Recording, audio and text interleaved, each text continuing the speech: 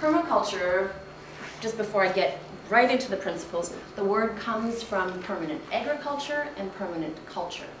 And the principles of permaculture really come from observing nature and understanding nature. And the idea of, at least, so the way we practice permaculture, the way we teach it, is really about taking these principles, it's about taking these decision-making tools and applying that to our gardens, applying that to our physical landscapes, as well as applying that to our social landscapes, our businesses, our educational systems, it could be our community projects. It could be, we can really apply these principles to so many different areas of our lives.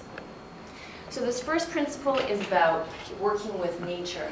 And the idea is that when we're working with nature, we're really observing nature as the teacher. So we're mimicking natural systems, and we're really trying to gather information. We're trying to gather feedback from those systems. And it could be about observing a physical, land-based system. So again, if we're designing a garden, we're going to be observing that physical landscape. And in the case of the well, we're designing more of a social landscape. So part of that observation, part of that understanding is about understanding it's about understanding the local economy here in Ottawa. It's about understanding the kind of the food system landscape in the area. It's also about understanding the neighborhood too, and having a sense of who our neighbors are. So again, this idea of working with nature in this photo, you see there's kind of a wet low spot on this piece of land. And in permaculture, instead of trying to change what we have, instead of trying to fill in a wet spot and drain it, we work with what we have already. And so if it's a low wet spot, well, that would be a great place for water catchment. That could be a great place for digging a pond, and we might use other places for planting. Starting small and slow, I think, is a principle that is so important in our culture, and part of the idea is that I think in our culture we really have this idea of kind of go big or go home, like we just kind of put our all into it. And I remember hearing the story about reforestation, and I think it actually was a local story about like maybe 500 or 1,000 trees that were planted by the river, just along, like basically it was, I don't know if it was over a stretch of maybe 5 kilometers along the river, and I'd heard that the estimated survival rate of the trees was 10%.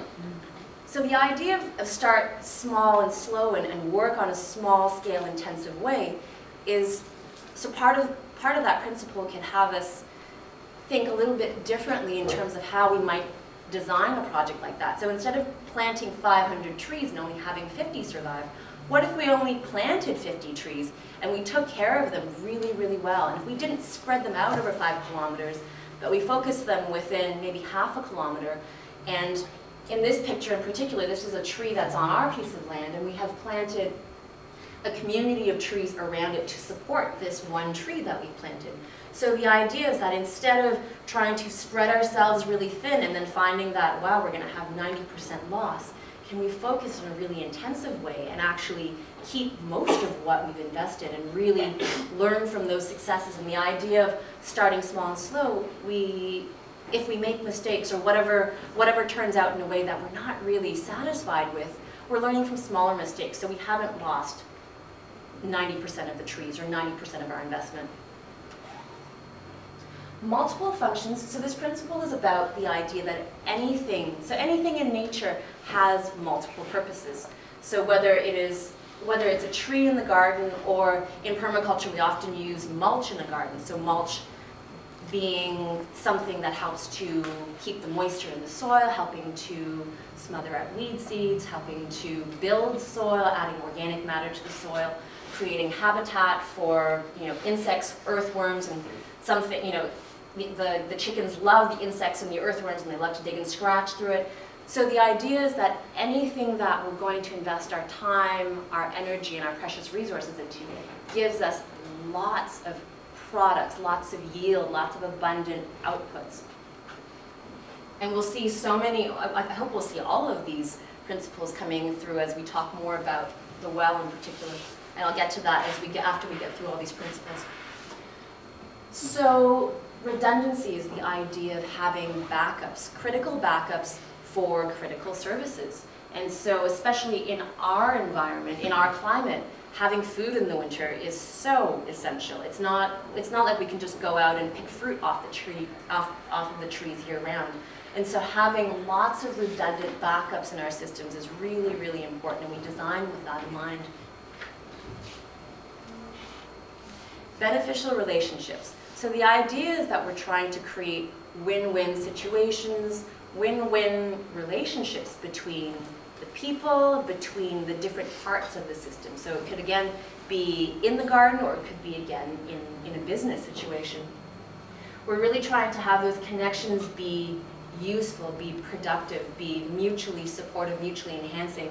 And this idea of reciprocity, I think, is and has become so core in what we are wanting to do and how we're wanting to move forward with the well, especially in our relationships with the larger community as well. So this idea of relationships that have a give and take that really sustain each other. Biological resources. And so we're really wanting to, in a permaculture system, think about what are the resources that are abundant, that are available, that are freely available, that are renewable. And so often in a system that we're designing that mimics nature, we're really relying on plants and animals to help us do the work instead of relying on fossil fuels or machines. And similarly, in a social system, we're really relying on people as the resources. So people, our creativity, our skills, our passions, our talents. And I think we really see that with all of the volunteers who are helping to make the well move forward in this period. Cycling resources is the idea that in nature, there is no such thing as waste. So waste equals food in nature. Waste from one thing becomes food for another thing. And so we want to reuse and cycle something through a system as many times as possible before we let it leave. So that could be about letting water cycle through the system as many times as possible before it actually leaves a piece of land. In these two photos here, we've got a pee-pee-ponic system and a poo-poo-ponic system. So in those systems, it was about recycling our human excrement, recycling urine and recycling human manure, and making that a resource in the system.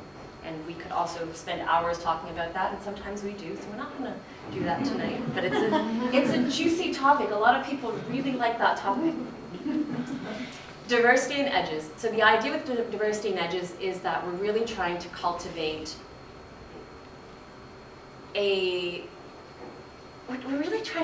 that place of juicy creative overlap. So we're thinking about biological diversity, social diversity, economic diversity. And if you think in this picture, you know, the places where the circles overlap, so you might have 2 or 3 people coming together to do a business, or the example that we often use is a family where one parent is Francophone and the other parent is Anglophone. The children tend to grow up having easy access to both of those languages, both of those cultures, both of those communities. And so when we think about diversity, and we think of edges as those places where those 2 different cultural, social systems overlap, there's a lot of richness, there's a lot of place for exchange, for creativity, for innovation from that overlap. And so sometimes what we're really, really trying to cultivate is where is that rich, diverse place of overlap between all of those different systems, and how can they come together in a really innovative and juicy way. Evolution and succession. So the idea, and I think Bill mentioned it before too, so often in permaculture systems, in land-based permaculture systems, we think about, and we talk a lot about forests. We talk a lot about food forests, forest gardens, and if we think about an annual garden compared to a forest, I think most of us are familiar enough with forests to realize that forests don't require a lot of tending from humans. Forests don't require us to weed them, to water them, to sow seeds for them every year. And so the idea is that there's something in a forest that is established, that is mature. It has a lot of resilience, and it has a lot of flexibility. It has a lot of a lot of built-in abundance, and it really can take care of itself. And even if some disaster comes in, if the forest comes in, if there's a flood, if there is a hurricane, the forest can regenerate itself. And so that's what we're trying to go for when we're thinking about working towards mature, self-reliant systems in the long term. And one example that people often talk about is raising children. So the idea that whether we're trying to raise a child or start a young business, in the beginning we might be putting in a lot of energy to really try and support and nurture and nourish that child or that young business. And we're really hoping that if we've done a good job after a few years, that that young person or that business is going to be able to stand on its own 2 feet. And that and perhaps over time, as it gets really established, then hopefully that child or that co-op, as the case may be, hopefully that will be able to bear fruit for us and support us in the long term as well. Be creative. So the idea is that within anything that we think of as a problem, there's already the seed of solution within that situation, within those conditions. Or we can think of the crisis as an opportunity to engage with an opportunity. And that in any situation, or in any system, in any design, that our productivity is really only limited by our creativity. So, and I think that's so much about what we've been doing with the well, at least in those early conversations, and I'm really excited to hear more how things have evolved and unfolded in these last few months. I think it was really about intentional design and trying to be creative about how can we make this a really sustainable and abundant system, a really regenerative business. So I want to just go over 3 very quick examples, and then I think I'd like us to do an exercise because it is getting to be that time of night, and I'm kind of noticing some sleepy faces. I know it's the after dinner, it's the after meal hour. We tend to do a lot of arm waving and just stretching after those after meal hours. So the first example that I want to talk about is the idea of offering meeting space to other community organizations that share like-minded values or visions, and offering meeting space at the well, either for free or at low cost. And this was something that we talked about early on. And maybe just to take a step back, because I didn't say so. So I'm really, really excited to be here. Actually, I'm really surprised I didn't say so in the very beginning. I'm so excited to be here because we started talking with Bill about this, I don't know, it's been well over 2 years. He came to us at some point and he said, I'd really like to talk to you. I have this idea. It was just this tiny seed of an idea. It wasn't even, didn't have a name yet. It's kind of dreamy, you know, you had a feel for it, but it could be kind of like this or it could be kind of like that. It could be big, it could be small. And so it was just really this little seed. And so as we went through our design process together, as we had those early meetings and those early sessions and really started getting into details with the principals and working some of these ideas and possibilities for the well through the principals, and some things got really, really clear. And this was one of the things that I remember really liking, was this idea of, wow, how would it be to bring people in from outside of our immediate community? So if we are inviting like-minded organizations, hey, you know, in Ottawa it's expensive to rent space. So if you come in and you use our space and have a meeting for free or at very low cost, well, maybe some of the folks in your meeting might grab a coffee or a bowl of soup before their meeting. And as we build relationships over time, there's that whole piece of reciprocity that is being cultivated too. So it's this idea that, wow, so as a community organization, I'm being invited in to use this space at low cost or for free. So when you think about receiving gifts in your life for low cost or for free, you know, just think about that for yourself. So, you know, you have an opportunity to use something, to receive something for free or for very little money. How does that touch you inside? And so this idea of, oh wow, so that the generosity that the well is offering to the community will probably be reciprocated by generosity from other people too, and they will probably, over time, as we build relationships with other groups, people will want to frequent the well. And I know this great place, I know this really awesome community-minded cafe, come check it out. Let's have our dinner there. Hey, let's have our birthday party there. Hey, let's have our concert there. So this idea that giving will also begin a spiral of giving and exchange and receiving and really help to begin that cycle of just exchange and sustaining ourselves in the long term.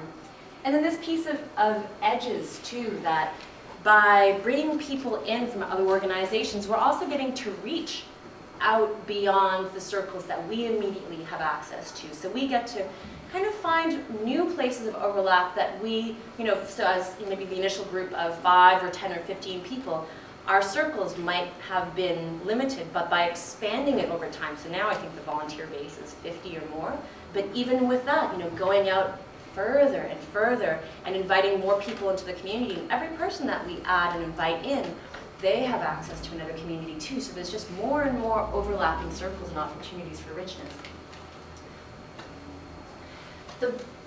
The principle of multiple functions, I think we see in so many places in the world, whether it be in the physical space, whether it be at an event like this, so at an evening like this, it's educational, it's an opportunity to socialize, it's an opportunity to outreach to people in the community, it's an opportunity for people to come learn about the well. The physical space, I think, as many of you are aware, the multi-purpose space upstairs can be yoga space, it can be meeting space, it can be partly office space depending on where the furniture is arranged and how the doors are closed. The downstairs dining space can be regular eating space, it can be rearranged, it can be concert space, it can be teaching space for cooking classes. So the idea that we're really trying to maximize everything that we have, all of the resources that we have, every single square inch of that space. And then even the food, so the idea that the space could be a physical drop-off for some of the farmers for their CSAs, and while they're there they could deliver some fresh produce which could be sold at the grocery store, and some of the produce that maybe is getting a little bit, maybe a little bit floppier could go into the kitchen and be reused for a soup or a stew. So there's that idea of cycling things, but the idea that everything again has multiple functions and multiple purposes. And then finally, the volunteers. I think it's just such a great example of how we are really trying to make best use of, or really maximize our access to abundant resources. That really by tapping into the social, the potential of our social networks, that really, really supports our success in the long term. And then again, this idea of reciprocity that, so all of these volunteers that are putting in so many hours right now, even before the doors have opened, can you imagine these folks not wanting to have this place be successful? Can you imagine these folks going further down the street and saying, I think I'm going to go for a cheap coffee at Timmy's instead of going to the well? Like already we have how many members that are investing time and energy and care into this? So there's that reciprocity. They're investing already, but they also know, and they're also invested in long-term success, and that also helps to build the community. So there's this real feeding, this nourishment, this deep give and take.